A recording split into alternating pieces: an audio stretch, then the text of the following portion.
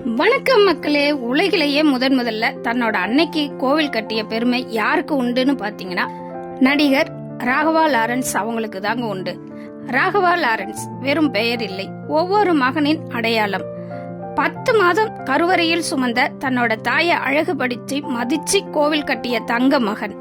தன்னோட அம்மாவின் கோவிலை அனைத்து அன்னையருக்கும் சமர்ப்பணம் பண்ணியதா சொல்லியிருக்காங்க. பெண்களை மதிக்கும் போற்றும் ஒருவரால தாங்க இப்படி எல்லாம் பண்ண முடியும். மகளிர் தினத்துல அந்த கோவிலை திறந்து வைத்து அனைத்து மகளிருக்கும் பெருமை சேர்த்து இருக்கிறாங்க மாஸ்டர் ராகவா லாரன்ஸ். அவங்க அம்மா பெயர் கண்மணி. கண்மணி அம்மாவிற்கும் இதில் பெருமையே பின்ன இருக்காதா? ஈன்ற பொழுதில் பெரிதுவக்கும் தன் மகனை சான்றோன் என கேட்ட தாய் என்ற வள்ளுவர் வாக்குக்கு இணங்க இப்படி ஒரு மகன் கிடைக்க அம்மாவும் கொடுத்துதான் வைத்திருக்க வேண்டும். திடீர்னு இப்ப ஏன் மாஸ்டரை பத்தி இப்படி ஒரு பதிவு போடுறேன் அப்படின்னு நினைக்கிறீங்களா?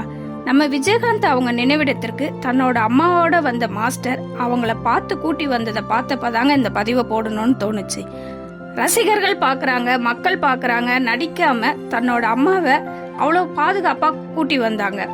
கேப்டன் அவங்க சமாதியில வணங்கின விதம் துளியும் நடிப்பில்லாத அந்த உள்ளம் தாங்க மாஸ்டர். ஊனமுற்றோருக்கு தொண்டு நிறுவனம் நடத்துவது, உதவி தேவைப்படுவோருக்கு தகுந்த நேரத்தில் உதவி பண்ணுவது என மனிதாபிமானத்திலும் சளைத்தவர் இல்லைங்க ராகவா லாரன்ஸ். அன்னையோர் ஆலயம் என்பதை நிரூபித்தவர். ஒவ்வொரு பிள்ளைகளும் இவரை போல கோவில் கட்ட வேண்டாங்க. பெற்றோருக்கு தன் பிள்ளைங்க நம்ம கிட்ட பேச மாட்டாங்களான்னு ஏக்கம் இருக்கும். அதற்கான நேரத்தை ஒதுக்குங்க. உங்களோட பிள்ளைகளுக்கு கொடுக்கும் முக்கியத்துவத்தை வளர்ந்த பிள்ளைகளான பெற்றோரிடத்திலும் காட்டுங்க. அது போதும். முதியோர் இல்லம் நீங்க அவங்கள அனுப்புறீங்க. உங்க சின்ன வயதுல எவ்வளவு கஷ்டப்பட்டு உங்களை ஒரு ஆளா உருவாக்க கஷ்டப்பட்டு இருப்பாங்க அப்படிங்கறதையும் யோசிங்க. உங்க குழந்தைங்க வளர்க்க நீங்க படுற கஷ்டத்தை தாங்க அவங்களும் பட்டிருக்காங்க. பெற்றோரை அரவணைங்க. மாஸ்டரோட தாய், மனைவி, மகளும் பெருமைப்படும் ஒருவர் யாருன்னு கேட்டா அது கண்டிப்பா ராகவா லாரன்ஸ் மாஸ்டர் தாங்க. மத நல்லிணக்கம், ஒற்றுமை ஒவ்வொரு படத்திலையும் வச்சிருப்பாங்க. பேய ஓட்டுனாலும் அதுல ஒவ்வொரு மதத்தையும் பெருமைப்படுத்தியே காட்டியிருப்பார். எல்லோருக்கும் மேலேயும் ஒரு சக்தி உண்டு, அது நம்புறவங்க. அவங்க கண்ணு முன்னாடி வாழும் பெற்றோரின் அன்பும் சக்தியும் அதை விட பெருசு அப்படிங்கறத மதிங்க. ஊனமுற்றவர்களுக்கான கல்வி, மருத்துவம், பாதுகாப்பு கொடுக்கறதுலயும் ராகவா லாரன்ஸ் பண்றாங்க.